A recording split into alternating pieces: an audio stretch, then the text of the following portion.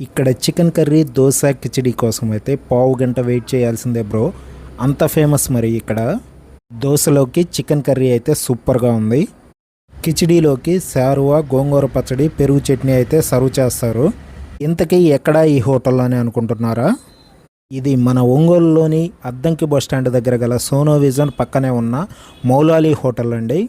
గత 40 సంవత్సరాలుగా రన్ చేస్తున్న ఈ హోటల్కు ఒంగోలు నుంచే కాకుండా చుట్టుపక్కల ఊర్ల నుంచి కూడా వచ్చి ఇక్కడైతే టేస్ట్ చేస్తూ ఉంటారు. ఇక్కడ మనకి కిచిడి, పరోటా, శారువా, చికెన్ కర్రీ మొదలగున్నవి అయితే దొరుకుతాయి. నేనైతే మొదటగా పరోటా అయితే ఆర్డర్ చేశాను. పరోటా అయితే మైదా పిండితో కాకుండా గోధుమ పిండితో అయితే చేశారు.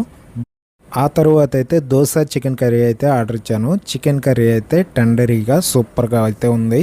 దోశలు అయితే పలచగా కాకుండా మందంగా అట్టులా వేస్తారు. ఇవి చికెన్ కర్రీలోకి తినడానికి చాలా బాగుంటాయి. కిచిడి కూడా మార్నింగ్ బ్రేక్ఫాస్ట్గా తినడానికి మైల్డ్ మసాలాలతో అయితే సూపర్గా అయితే ఉంది.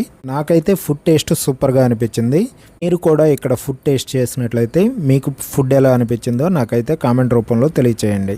ఛానల్ని సబ్స్క్రైబ్ చేయొచ్చు కదా.